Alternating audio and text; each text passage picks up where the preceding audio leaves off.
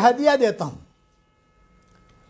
زندگی بھر کے لیے اس کا اپنا معمول بنا لو، اللہ چاہے گا تو بہت فائدہ ہوگا، اور وہ یہ کہ روزانہ 24 گھنٹے میں 100 مرتبہ سورہ اخلاص پڑھنے کی عادت ڈالو۔ آسان طریقہ یہ ہے کہ ہر فرض نماز کے بعد 20 مرتبہ پڑھ لو، تو 5 نمازوں کے بعد پڑھو گے تو 100 مرتبہ ہو جائے گا انشاءاللہ۔ اس کا فائدہ یہ ہوگا کہ جو دعا مانگو گے اللہ آپ کی دعا قبول کرے گا، جو دعا مانگو گے، یہ میرا تجربہ ہے۔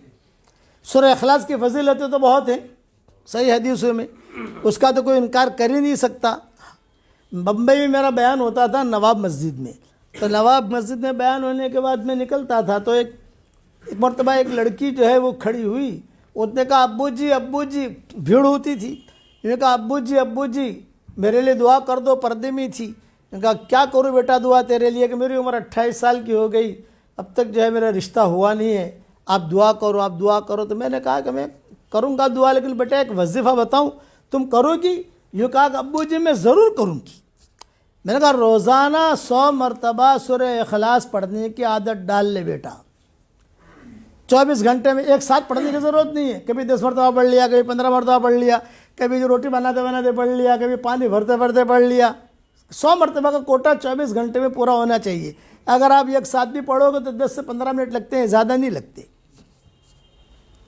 اس نے کہا ابو جی پڑھوں گی، لیکن مجھے ایک سوال کیا، ہر مرتبہ بسم اللہ الرحمن الرحیم پڑھوں؟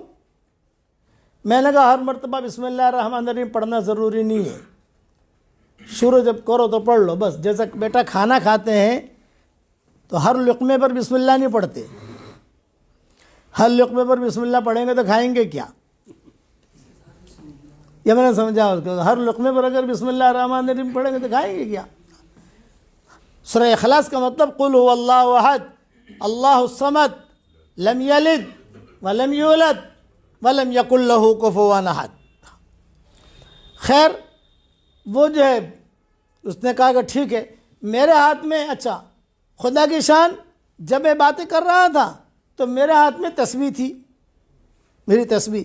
میں نے کہا بیٹا یہاں تو پابندی سے پڑھے گی؟ یہ کہا ابو جی بالکل پڑھوں گی، اس لیے کہ مجھے رشتے کی ضرورت ہے، بھائیوں کے ساتھ، بہنوں کے ساتھ، ماں باپ کے ساتھ کب تک میں اپنی زندگی گزاروں؟ میں چاہتی ہوں کہ کہیں میرا ڈھنگ کا رشتہ ہو جائے۔ تو میں نے کہا یہ جو میں نے تجھے وظیفہ بتایا ہے یہ جاندار، شاندار، مالدار وظیفہ ہے، جاندار، شاندار، مالدار، جس کو یہ میں نے بتایا اس کی ضرورت اللہ نے پوری کی ہے۔ اور یہ میری تسبیح ہے، یہ میں نے کہا یہ میری تسبیح بھی جاندار، شاندار، مالدار تسبیح ہے۔ یہ میں نے اس کو کہا کہ میری تسبیح جو ہے بھی جاندار، شاندار، مالدار تسبیح، یہ بھی میں تجھے ہدیہ دیتا ہوں، یہ لے لے، تو اس پر پڑھتے رہنا۔ ہاں ابو جی اس نے لیا، اپنے آنکھوں سے لگایا، چلی گئی۔ دوسرے سال میں پہنچا تو وہی لڑکی ایک لڑکا لے کر کھڑی تھی، بچہ۔ اب میں بیٹھا تو کہا ابو جی تسبیح دکھا رہی تھی کہ ابو جی، میں نے کہا تو بچوں نے کہا کہ شاید گزشتہ سال والی ہے۔ ہاں بیٹا کیا ہوا؟ یہ کہا ابو جی الحمدللہ جاندار، شاندار، مالدار آپ کا وظیفہ اور جاندار، شاندار، مالدار آپ کی تسبیح، اس کی برکت سے اللہ نے مجھے شوہر بھی دیا، اللہ نے مجھے اولاد بھی دی، اور اللہ نے مجھے بہت مال دیا۔ تو میں نے کہا دیکھ بیٹا یہ اللہ نے مال دیا ہے تو اس کا اسٹاک مت کرنا، اسٹاک کرے گی تو اسٹاپ ہو جائے گا، خرچ کرتی رہنا۔ پھر اس نے کہا کہ ابو جی خوشخبری اور سناؤں؟ یہ کہا سناؤ۔ یہ کہا میرے محلے میں، بمبئی میں کئی جگہ پر رشتہ دار ہیں، سہیلیاں ہیں، وہ میرے پاس آتی تھی اور کہتی تھی کہ ارے حلیمہ، اس کا نام حلیمہ تھا، ارے حلیمہ تو اتنی اسمارٹ نہیں ہے، تیری شادی کیسے ہو گئی؟ ہم تو کتنی اسمارٹ ہیں، ہماری شادیاں نہیں ہوتی۔ تو میں کہتی تھی جاندار، شاندار، مالدار۔ پھر اپنا جو قصہ سناتی تھی، میں روزانہ یہ 100 مرتبہ سورہ اخلاص پڑھتی ہوں، لے تو بھی پڑھ۔ تو ابو جی کئی لڑکیوں کی شادیاں ہو گئی، یہ فضیلت ہے اس کی۔ اب یہ میرا ہاتھ میں جو تسبیح ہے جاندار، شاندار، مالدار، یہ ہمارے سرفراز کو دے رہا ہوں۔